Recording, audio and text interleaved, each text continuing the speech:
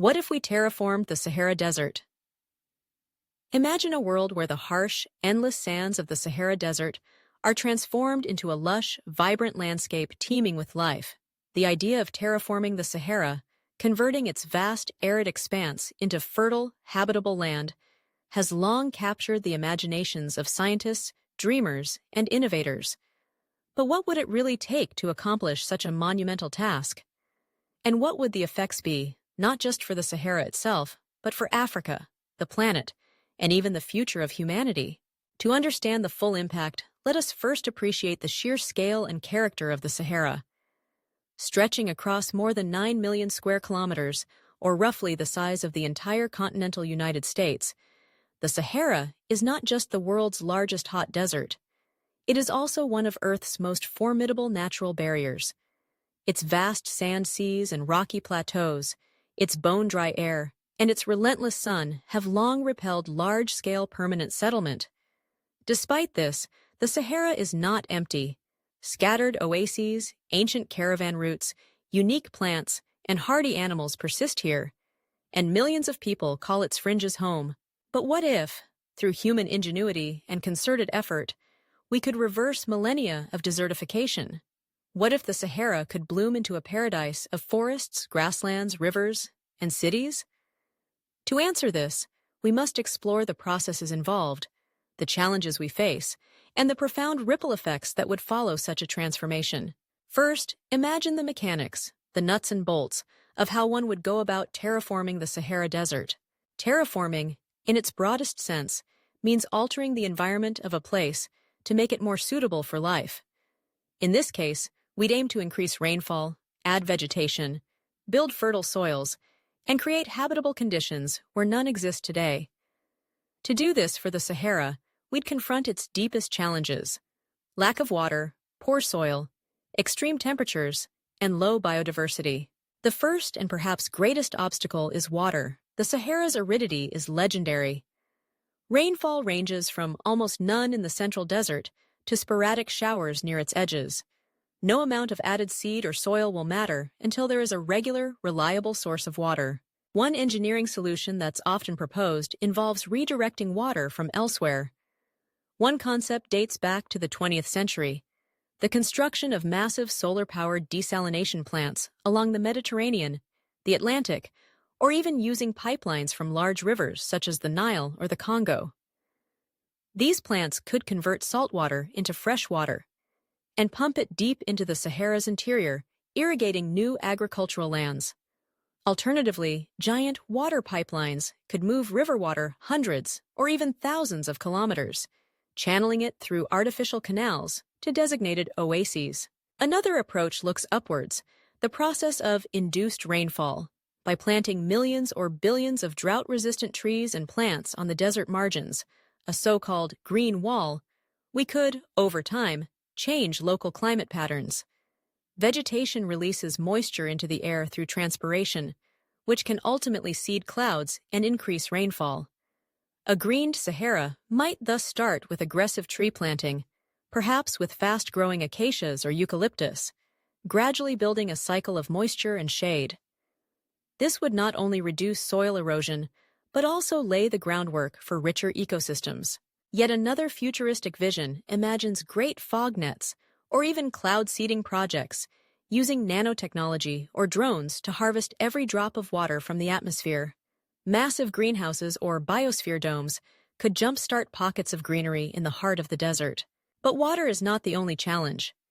The Sahara's soils are thin and often salty, lacking the rich organic matter plants need to thrive.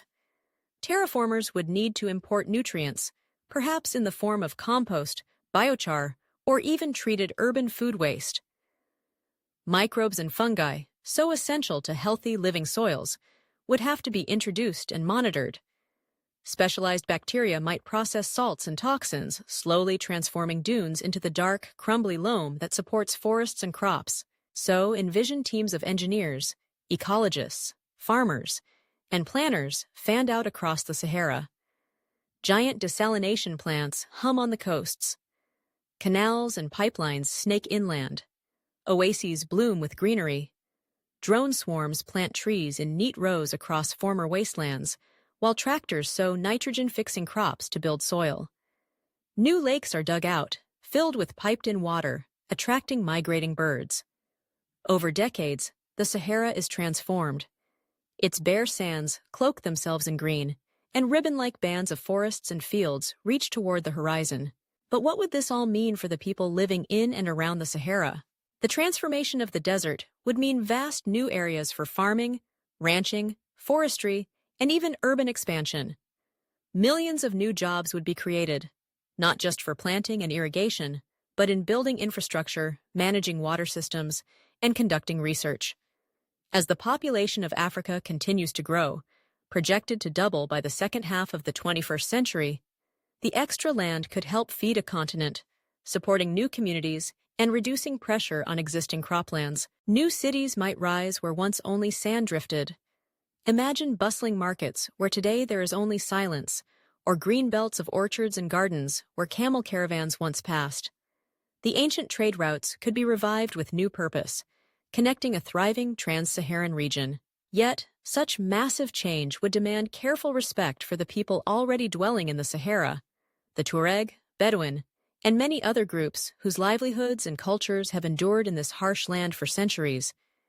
Ensuring that they are included in the planning and receive fair benefits would be a moral imperative. Otherwise, the echoes of colonial land appropriation and cultural erasure could undermine the entire endeavor. The impact would go far beyond human societies. Consider the effect on wildlife. Where there is water and greenery, animals follow. Native species such as fennec foxes or addax antelope might be joined by countless others, some introduced by humans, others arriving on their own. Migratory birds, driven by instinct across continents, could now rest in new wetlands and forests. Over time, the transformed Sahara could become a corridor of biodiversity, reconnecting habitats currently sundered by desert sands. But these changes would not occur in a vacuum. The climate of North Africa, and even the world, could be reshaped by a terraformed Sahara. At present, the Sahara plays an outsized role in Earth's climate. Its brilliant, sun-bleached surface reflects huge amounts of sunlight back into space, a phenomenon known as the albedo effect. This helps moderate global temperatures. The desert's dry air also drives local wind patterns, and enormous dust storms sweep east and west across the Atlantic, fertilizing the Amazon rainforest and shaping weather in Europe and beyond. If the Sahara were to be carpeted with forests or croplands, the land's albedo would drop. Dark vegetation absorbs more sunlight, trapping heat. Rainfall would increase over the area, but this extra warmth and moisture could, in turn, shift atmospheric circulation. Some climate models suggest that a greener Sahara could nudge the African monsoon northward, bringing rain to previously drier areas of the Sahel and southern Europe, but also potentially altering the timing and intensity of existing weather systems. Surprisingly, the dust of the Sahara, long viewed as a bane for local residents, is actually critical for global nutrition. Vast clouds of desert dust blown out to sea provide vital phosphorus and other minerals that fertilize soils as far away as the Amazon rainforest. A green Sahara, with dust storms all but eliminated, could inadvertently starve these faraway forests of their essential nutrients and potentially tip unknown ecological balances. On a planetary scale, greening the Sahara could also serve as a powerful tool for fighting climate change. Plants pull carbon dioxide from the atmosphere and lock it away in their roots, trunks, and leaves as they grow. If the Sahara were to be transformed into forests and fields, the carbon sucked up by these new ecosystems could be measured in billions of tons, slowing or even reversing the buildup of greenhouse gases in our atmosphere. Yet this benefit is not unalloyed. If warming increased the region's evaporation, new water brought in would be lost faster to the air, and sustaining greenery could require even more water. The costs, financial, environmental, and ethical, would need to be weighed carefully.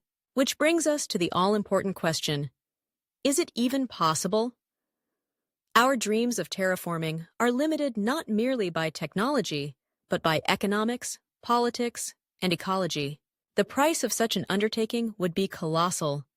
building enough desalination plants to irrigate millions of square kilometers, laying thousands of kilometers of pipeline, and managing the resulting ecosystems would likely require investments rivaling those made in the International Space Program. And unlike planting a forest in your backyard, maintaining greenery in the Sahara would require ongoing effort. Without constant irrigation, protection, and stewardship, the desert could reclaim what was taken. Political challenges would abound. The Sahara sprawls across 11 nations.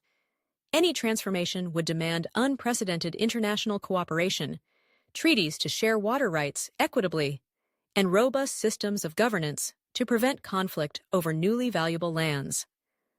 The needs and rights of current desert dwellers would have to be honored. Without careful diplomacy, the project could sow discord rather than hope.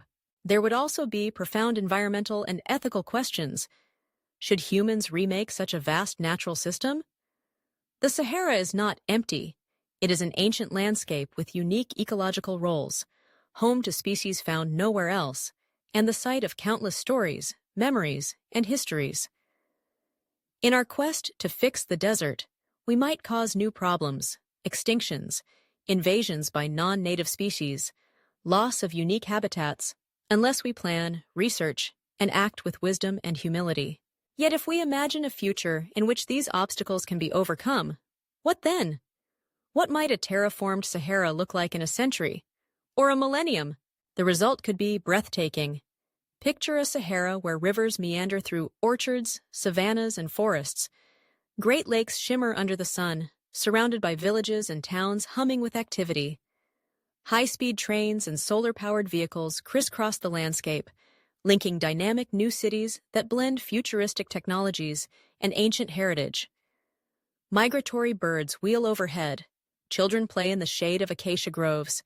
The air is alive with the sound of running water, the buzz of insects, and laughter. Agriculture flourishes, from wheat and barley in the north to date palms and vegetables farther south. Solar farms, taking advantage of the region's relentless sunlight, generate clean energy, powering both Africa and parts of the distant world. The region once called uninhabitable could become an engine of economic growth, innovation, and peace. The planet, too, might begin to heal. With billions of new trees and averted dust storms, global climate stabilizes, more carbon is sequestered, and the threats of famine and mass migration recede. Even so, the new Sahara might never be entirely free of its desert past. In some areas, the sands persist. Beneath the roots of every tree, under every meadow, ancient dunes linger, a reminder of the cyclical nature of Earth's history and of the limits and possibilities of human ambition. In reimagining the Sahara, we reimagine ourselves as well. What kind of species are we to attempt such a colossal transformation? What kind of world do we want to create, not just for ourselves, but for our descendants and for the countless forms of life who will inherit our planet? Perhaps, in the end, the greatest lesson from the dream of terraforming the Sahara is not in what we could achieve, but in what we must remember.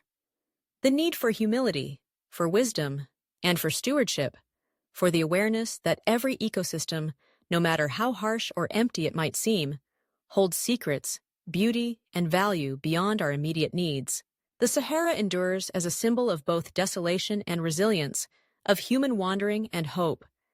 Whether it is transformed gardens in centuries to come or remains a sea of shifting sand, it stands as a silent testament to the power of nature, the ingenuity of humankind, and the ongoing story of our planet. So, what if we terraformed the Sahara Desert? We might gain a new Eden, but we would also gain profound responsibilities. The choice, ultimately, is not just whether we could do it, but whether we should. As with all dreams of transformation, this vision calls for the rarest of resources: a deep respect for the past, a wise eye toward the future, and a shared commitment to the flourishing of all life on Earth. Thank you for watching the video. What do you think about today's topic? Feel free to share your thoughts in the comments below. If you enjoyed it, don't forget to like and share the video to support the channel. Thanks again, and see you in the next video.